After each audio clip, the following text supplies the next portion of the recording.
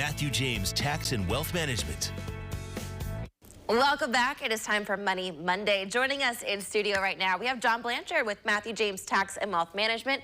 Thanks so much for hanging out with us. Yeah, no problem at all. Thanks for having me over. Of course. So we're tackling real estate today. So let's say I am a real estate investor and I am planning on selling. What issues could I run into tax-wise? Yeah, so I mean, look, there's a lot of people that own real estate, and at some point in time, they plan on selling that and maybe making a new investment in another piece of real estate. So they can utilize a 1031 exchange to transfer the basis and the gain to the next property. Okay. And so, you know, there's some hurdles that you have to work around, but it defers that tax liability, and you can keep doing that. Now, some people are looking at retiring from real estate. Now, when that happens, they're staring down the barrel of a tax bill.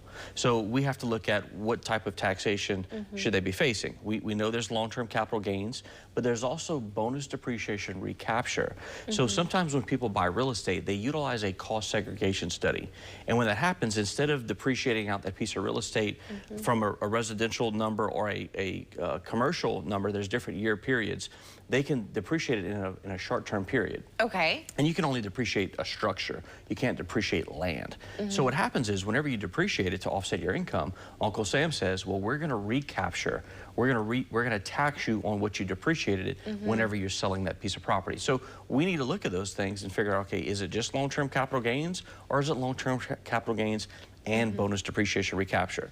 So we can use a specialized trust to incubate that sale, those dollars from being taxed at capital gains rates, or we have another program called EquiTrack, and we can use that to mitigate the long-term capital gain and the bonus depreciation recapture. So the key thing for us is that we need to look at the characterization of your income that you're going to be reporting on the sale of that piece of real estate if you're completely exiting.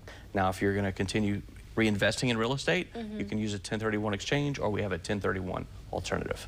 This is great advice, especially for those that are interested in real estate or being a real estate investor.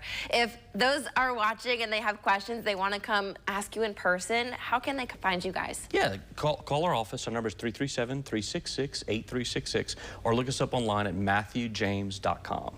Perfect. Thank you so much for hanging out with us today to educate us. And if you are a real estate investor preparing to sell, John has a really special offer right now for the first 5 callers selling real estate and looking for a 1031 alternative. He's offering a no charge, no obligation tax assessment just for you. So this is going to allow John's team to sit down with you personally and provide you with that roadmap going forward. Again, this is all at no cost. Call the number right now on your screen, 337-366-8366.